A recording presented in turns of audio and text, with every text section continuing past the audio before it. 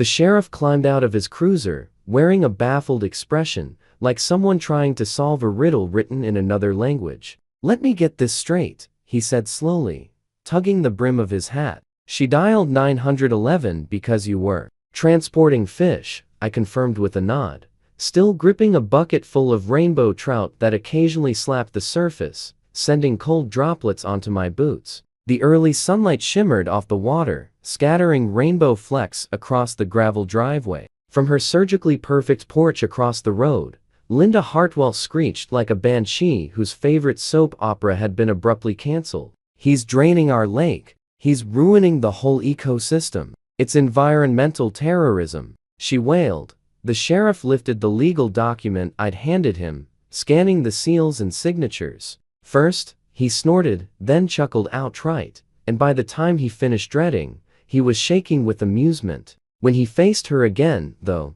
he had on the patient expression of a man who'd refereed to many suburban arguments. "Ma'am," he said evenly, "according to this paperwork, he owns the lake." Linda's jaw crashed downward so suddenly that a nearby blue heron jumped from the shoreline with a scandalized squawk. For a long moment, the quiet was so absolute that the only sound was the trout splashing in my bucket. "My name's Cole Maddox, and I operate a small aquaponics farm just outside Riverbend Estates, a gated neighborhood where residents pay extra to live near trees. They're forbidden to touch animals. They're strictly instructed not to feed." 2 years back, I purchased 15 acres that included what everyone assumed was nothing more than a decorative pond behind my place. Except it wasn't just aesthetic landscaping. It was a fully stocked, spring-fed pond that served as a key part of my sustainable fish-raising operation.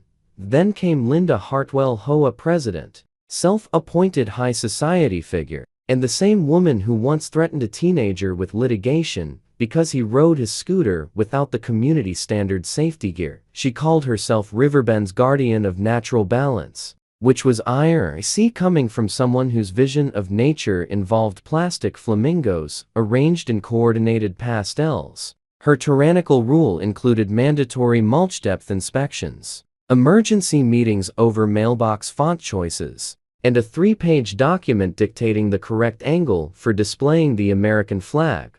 The real trouble began on a Tuesday morning when she spotted me transferring fish into a transport tank. I was relocating mature trout to a new aquaponics setup I'd built on the farm side of my property. Routine work, something I'd done dozens of times. But Linda stood at her kitchen window, coffee mug frozen mid-air, gears spinning so loudly it could practically hear them. By the time the third bucket was loaded, she was undoubtedly crafting what she believed would be a devastating complaint. Her first message hit my phone before I'd even finished securing the tank. The vibration felt like a swarm of furious hornets. "Cole, several concerned residents have alerted interference with the community water feature. You must stop relocating fish immediately. This is your first and final warning," I answered courteously, explaining that the pond was entirely on my private land and not subject to HOA authority. That, evidently, was the wrong move. Within 24 hours, an official HOA citation appeared: unauthorized extraction of neighborhood wildlife. The fine was $250, printed on letterhead so ornate it could have doubled as a wedding invitation. My response was measured. I emailed Linda with heat-etched property documents.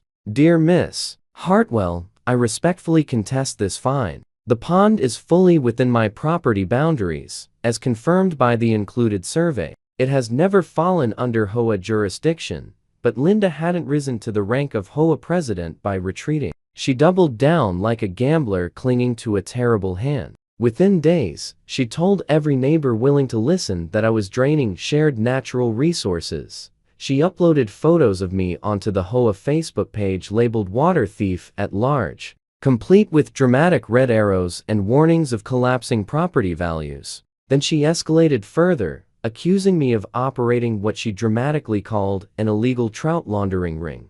I never learned what she meant by that, but she delivered the accusation with such confidence at the monthly meeting that several residents gasped. According to her, I was some kind of covert aquatic criminal, moving fish at night for vaguely sinister reasons she never detailed. Over the next couple of weeks, She delivered 3 separate cease and desist letters. Not emails, physical letters, each delivered by her husband, Gerald, who grew more mortified with every trip. The envelopes were scented with lavender, presumably to soften the blow of their contents. The 3rd letter was loaded with legal jargon about irreparable ecosystem damage and violating the implied covenant of harmonious living. Kept up my farm work as normal. Spite is fantastic fertilizer for motivation. But Linda wasn't finished. She formed a Save Our Lake committee, complete with matching t-shirts and a logo that looked suspiciously like the handiwork of her nephew, who had recently discovered Photoshop. The committee hosted lakeside vigils, which mostly consisted of 5 retirees sipping wine and glaring in my direction while pretending to protect duck welfare. Things reached a breaking point when I decided to partially drain the pond for routine maintenance. Every few years, you need to clear sediment, inspect the liner, and ensure everything's functioning properly. Plus, I was installing a new filtration system that would improve water quality for my fish and, ironically, enhance the very aesthetic value Linda liked to boast about. I posted notices on my property, let my immediate neighbors know about the temporary work, and scheduled everything for a weekday to reduce disturbances. But when Linda saw the pump truck roll in at 7 o'clock a.m., she instantly lost whatever composure she still possessed. By 7:15, she was on her porch, wielding a megaphone she must have kept hidden for emergencies exactly like this. Environmental destruction in progress. She roared to the waking neighborhood. Our beloved lake is being assassinated. And by 7:30, she had called the police, not the non-emergency number, but 911, declaring an ecological crisis of catastrophic magnitude. The dispatcher, to their credit, tried to determine whether a real emergency existed. Linda insisted there was, claiming I was obliterating the community lake and exterminating the only natural habitat within Riverbend Estates. The sheriff pulled up with lights blazing, which no doubt delighted Linda beyond measure. She rushed out to greet him in her driveway, still wrapped in her morning robe, but now sporting pearl earrings, as if that somehow granted her extra authority. Breathless and dramatic, she launched into a frantic recap of my environmental crimes, flinging her arms toward the pump truck and demanding he intervene immediately. Deputy Morrison, a remarkably patient man who had endured more absurd calls than any officer, should listen with professional courtesy before heading my way, where I waited with a mug of coffee and a clipboard. That was when I handed over the folder I'd assembled specifically for this kind of showdown. Inside was a neatly organized stack of documents, each section clipped and labeled for quick reference. There was a deed clearly establishing that both the land and the pond belonged to me. The original property survey from the date of purchase. My state-issued water rights paperwork. And then the page that made Morrison's eyebrows jump toward his hairline. A 1993 agreement between the HOA back when Riverbend Estates was brand new and the property's former owner. What's this about their irrigation system? He asked, reading it more closely. Well, I said, taking a calm sip of coffee. Turns out their entire irrigation network pulls from this pond. Every sprinkler, every ornamental fountain, every bit of water keeping their lawns neon green, it's all supplied by the spring-fed pond on my land. They've been renting those water rights for the last 3 decades. The deputy looked from the papers to me, then back toward Linda, who was practically vibrating with outrage on her porch. And you're the current owner? He asked. Yes, sir, I confirmed. I've honored the old agreement out of goodwill, even though the terms are wildly outdated. I paused. Until now, word tore through Riverbend Estates faster than gossip at Sunday brunch. By noon, every homeowner knew that Linda Hartwell had picked a fight with the guy who literally controlled their water supply. The irony was exquisite, like a perfectly aged cheese. She'd launched an all-out crusade against the very person keeping their prized Kentucky bluegrass lush and their precious koi ponds bubbling. That evening, I requested an emergency HOA board meeting. The community center was filled so completely that people were lined along the walls. I prepared meticulously, complete with a PowerPoint presentation and handouts for the board. Maintaining a calm tone, I walked them through the entire situation. The original water lease agreement. The highlighted sections that mattered most. As you'll see, I said, clicking to the termination clause.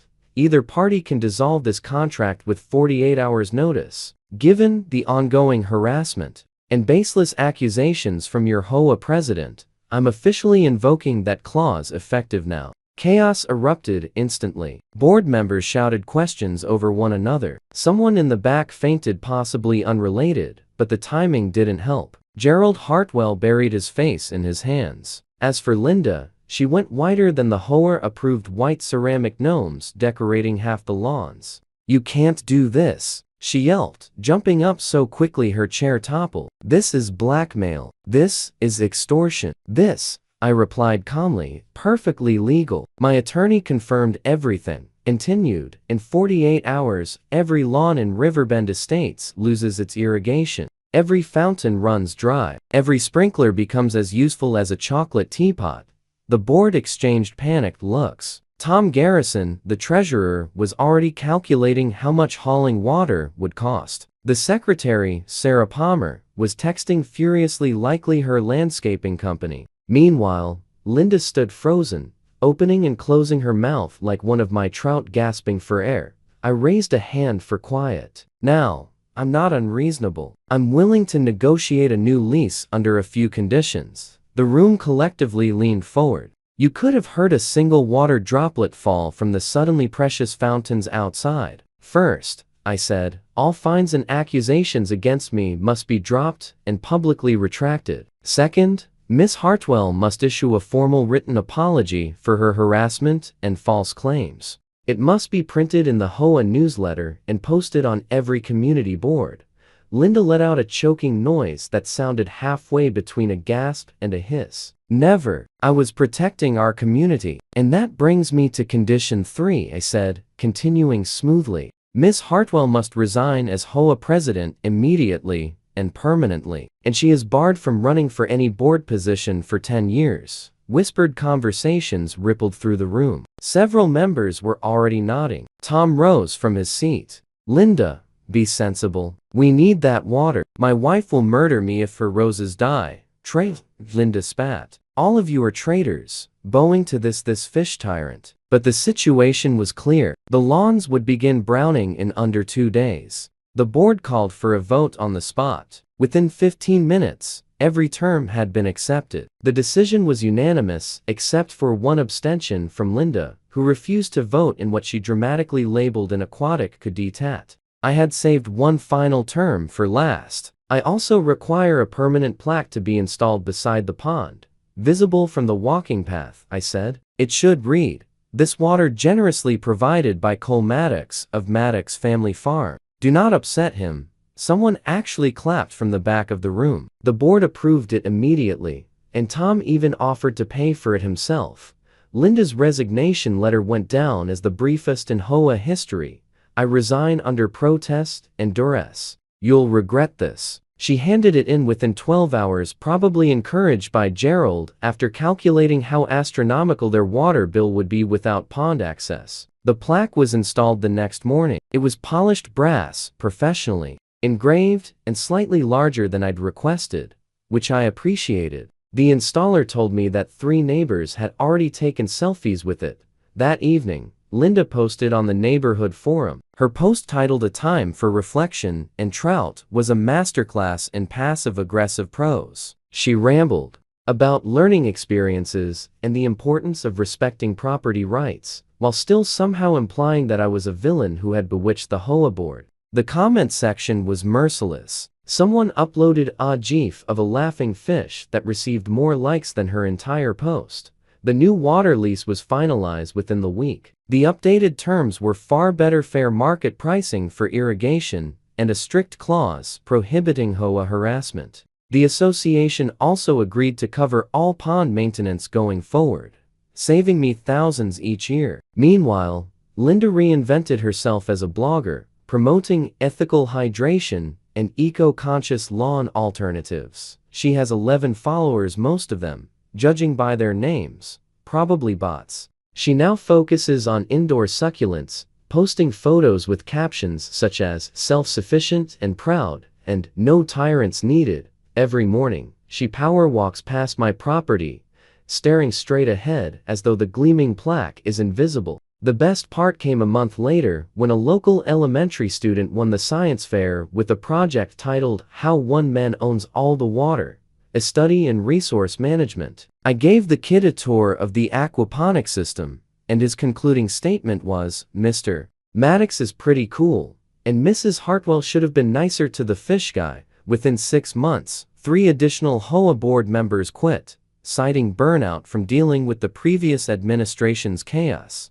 The newly elected board is far more reasonable, mainly because they vividly remember what happens when you aggravate the person who controls your irrigation supply. They even approved my proposal for a small farm stand at the entrance where I sell produce, and yes, fresh trout every Saturday morning. To put the final stamp on everything, the HOA's attorney billed Linda $8,400 for the legal fees caused by what they diplomatically referred to as the water crisis. According to Gerald, who always gives me a sheepish wave, she turned 3 shades of purple when she saw the invoice.